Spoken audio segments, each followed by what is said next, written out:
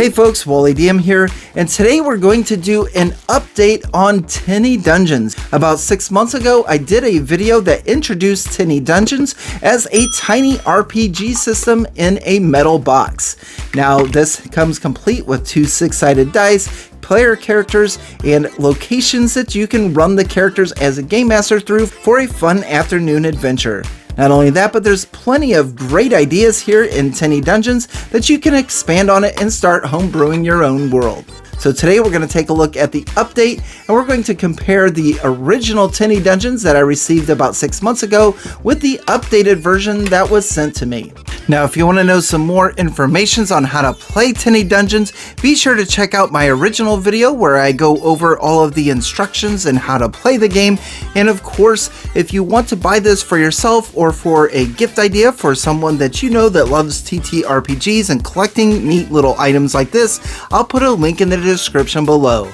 And a big thank you to Archmajor Respawn for sending me the updated Tinny Dungeons. And let's also not forget too that there is the Deck of Many Encounters. And I believe that the Deck of Many Encounters is a very nice item to go along with the Tinny Dungeons set. So here I have the original Tinny Dungeons that I received a few months ago and the new one that we just opened. And if we look at the logos, even the Tinny or the Tiny Dungeons logo has gotten tinier or tinnier.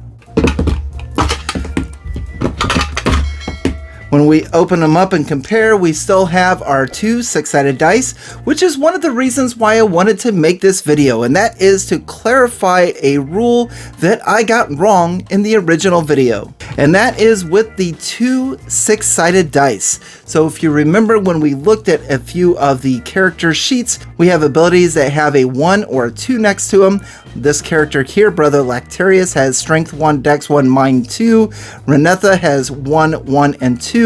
And in the original video, I thought that you were to roll 2 6-sided dice and add the result. But it's actually you roll 2 6-sided dice and you take the larger number. And this is clarified in the player's guide when it comes to challenges. To determine success in facing a challenge, roll the number of d6 equal to your relevant ability. So if it has a 2, we would roll 2d6. And success is achieved if the roll on any die equals or exceeds the difficulty class specified by the game master. So you don't add the 2 6-sided dice, you just take the higher result. This makes a lot more sense now that you see that a very hard challenge is a d6, and that is because the only way that you're going to meet a very hard challenge is if you roll a 6 on a 6-sided die, and being able to roll 2 of them gives you a better chance of getting that 6. So again, we're not adding them, we're just taking the higher roll. Now the updated set also has the Tinny Dungeons pencils. But let's get to the heart of it, and that is going to be our cards. So comparing the 2 sets, we still have the Game Master's Guide card, which teaches you how to run this as a Game Master. We still have our setting card, but the new one actually has a little bit of a closer view, so things are a little bit easier to read. We have the City of Waycross, which is no change there. And then we have our Dungeon Crawl, which is the Orcish Treasury. Now looking at our NPCs, these are all still the same. We have Bunzo, our halfling thief. We have Renetha, who is our elf wizard.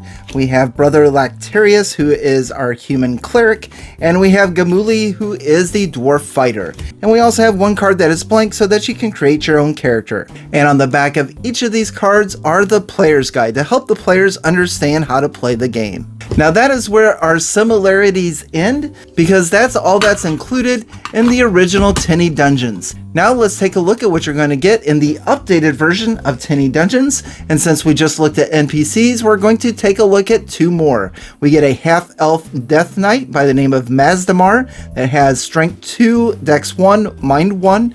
And again, if they make a Strength check, they're going to roll 2 6-sided dice, and they're going to take the higher roll. If they make a Dex check, they only roll 1 die. Our other character that is included is Gudvin, the Wood Elf Ranger. Now Gudvin has double strike once per hour. When making an attack, you make 2 attacks instead. Looking back at Mazdamer, we have an ability called Raise Dead. Once per day, you can turn a dead body into a skeleton servant. Armor class 3, hit points 2. So 2 really cool new characters. Now we also get the High Farm, which is a new location, and the High Farm has 6 different areas: the Central Market, the Eldon's Hall, Mara's Fields, Lauren's Apothecary. Did I say that right? I think I did. I'm not sure on that one. The Enchanted Forest, the High Farms Inn, and we have a few NPCs there: Ayla, Finn, and Grizzle. So a neat new location to add a few more ideas for your game. We also have another dungeon location, which is a flooded cave, and it has 5 different areas: the cave entrance, the narrow passage, the submerged grotto, Staglamite Forest, and the underground lake. And then finally, we have another dungeon crawl. We have the abandoned temple with 9 different areas. The 9 areas include the entrance hall, a secret door, a guardian's quarters, a trapdoor, a long corridor, the antechamber, sacristy, that word, number 7, number 8 is the meditation chambers, and number 9 is the inner sanctum. So along with the Orcish Treasury that we had previously received, now we have the abandoned temple. So if you remember from the first video on Tinny Dungeons, I was super excited about this set. It's a really nice, simple, tiny RPG game with very limited rules, and it's easy to learn. You get game master's guides, you get player's guides, and with the new updated set, you now have 6 different characters that you can choose from, including the brand new Wood Elf Ranger and the Half Elf Death Knight.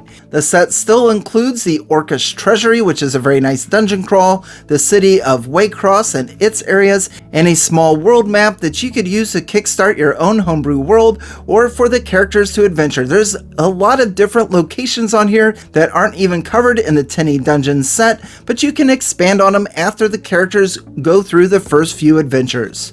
And of course, our new cards are the Flooded Cave, the Abandoned Temple, and then this small village of High Farm. So that's all I have for you today.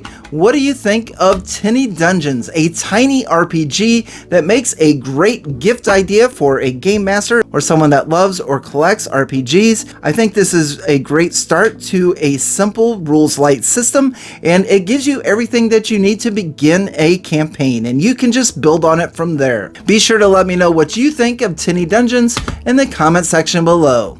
Thank you very much for watching, and on to the next.